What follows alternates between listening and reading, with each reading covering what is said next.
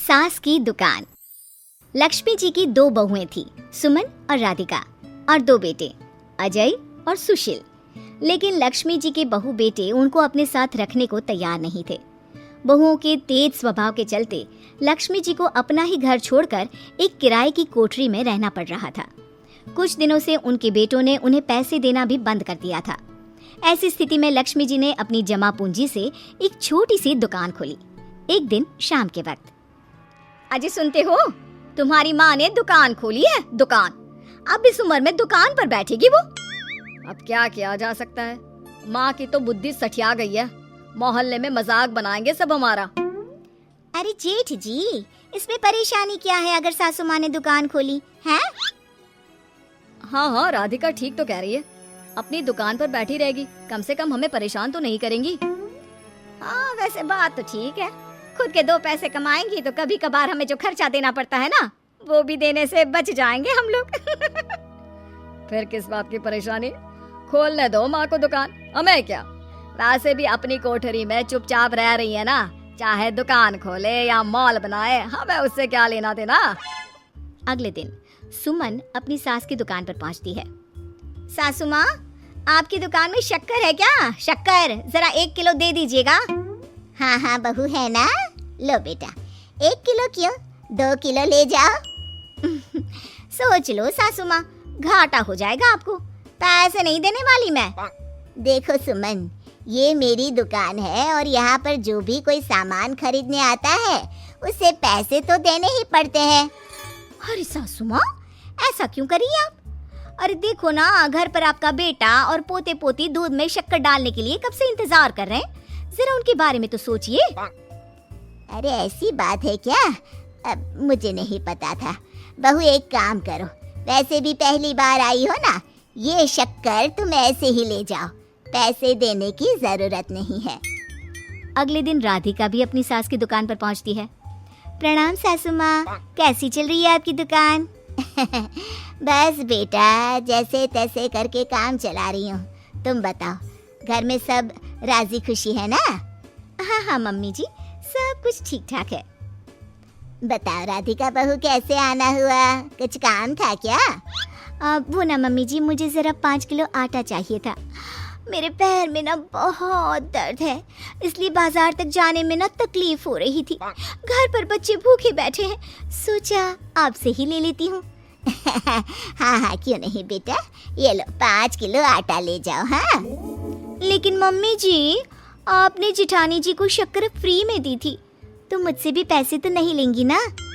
हाँ, अच्छा ठीक है बेटा, कोई बात नहीं, तुम ऐसे ही ले जाओ, बच्चों से क्या पैसे लेना।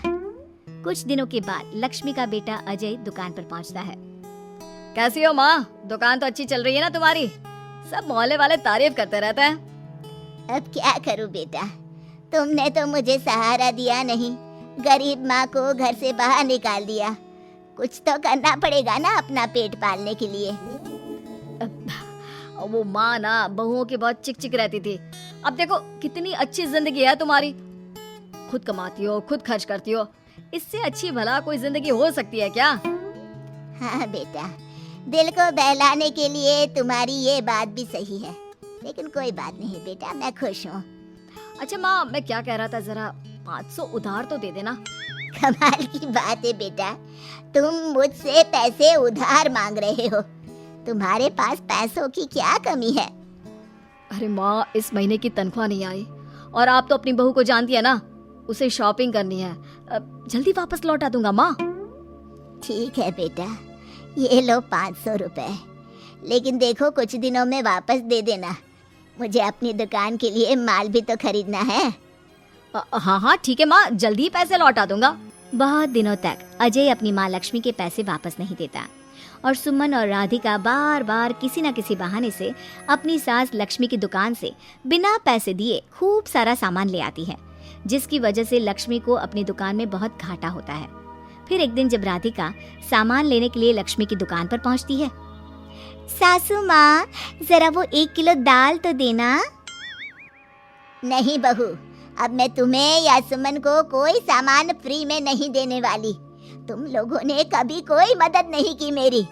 उल्टा मेरी दुकान से फ्री का सामान ले जाकर मुझे मुश्किल में डाल दिया है।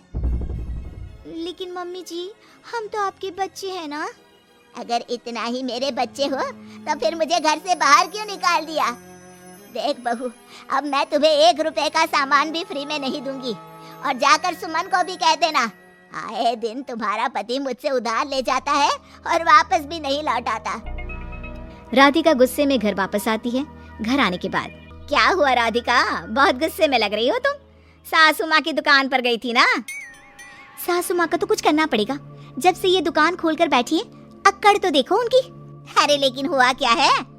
होना क्या है, दाल लेने गई थी, मुझे 4 बातें सुनाकर उल्टा भेज दिया, कुछ दिया भी नहीं। ये तो सासू माँ ने ठीक नहीं किया। देखो मेरे पास ना एक बहुत अच्छा प्लान है। कैसा प्लान भाभी? हम अपनी सासू माँ की दुकान में किसी चोर से कहकर चोरी करवा देते हैं और सारा सामान अपने घर मंगवा लेंगे।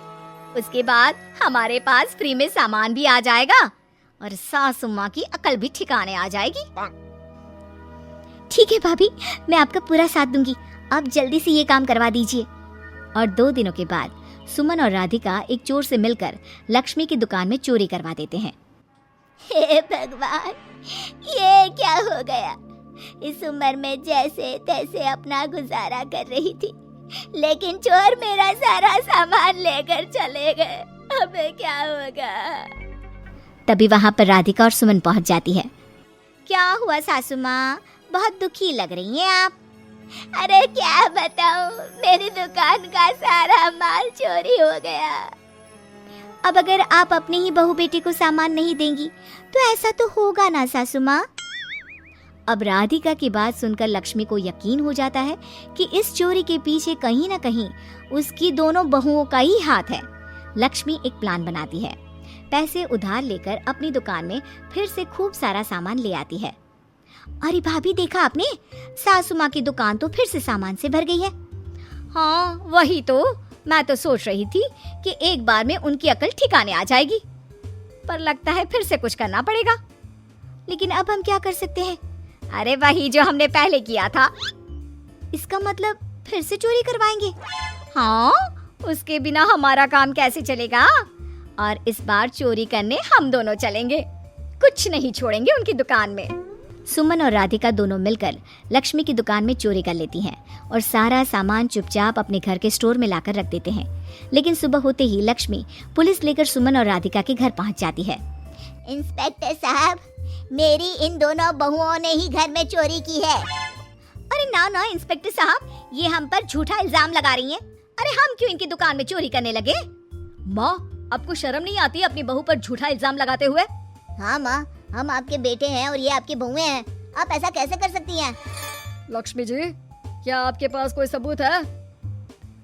अरे इंस्पेक्टर साहब, आप इनकी बातों में मत आइए। ये हमारी माँ है और इनकी दिमागी हालत ठीक नहीं है, इसीलिए तो हमसे अलग रहती हैं। इंस्पेक्टर साहब, मेरी दिमागी हालत बिल्कुल ठीक है और मेरे पास इन दोनों के खिलाफ बहुत बड़ा सबूत है। बताइए, क्या सबूत है आपके पास? आप जरा मेरी दोनों बहुओं के हाथ पानी से धुलवा दो, फिर सब कुछ साफ साफ पता चल जाएगा। अरे हाथ पानी से धोने से क्या होगा माँ? आप दोनों मेरे सामने अपने हाथों पर पानी डालिए। जैसे ही राधिका और सुमन अपने हाथ पानी में डालती हैं, उनके हाथों का रंग लाल हो जाता है और ये देखकर सब लोग हैरान रह जाते हैं। अरे ये क्या, तुम्हारे हाथों का रंग अचानक से लाल कैसे हो गया? क्योंकि मैंने अपनी दुकान के सारे सामान पर एक तरह का केमिकल लगा कर रखा था। मुझे पता था जो भी चोरी करने आएगा वो सामान को अपने हाथों से उठाएगा और उसके हाथों पर रंग लग जाएगा। अरे माँ, आप तो बहुत चालाक निकली। इसे चालाक नहीं बेटा, बुद्धिमान कहते हैं। और जिसके तुम्हारे जैसे बहू बेटे हो, उसे थोड़ा बहुत तो अपनी अकल से काम लेना ही पड़ता है ना। शर्म नहीं आती आप लोगों को अपनी ही माँ को परेशान करते हुए? हमें माफ कर दीजिए सासू माँ, हम आइंदा ऐसी गलती कभी नहीं करेंगे। और हाँ, आपको अपने साथ रखेंगे, आपकी सेवा करेंगे और पूरी इज्जत भी देंगे। हमें माफ कर दीजिए।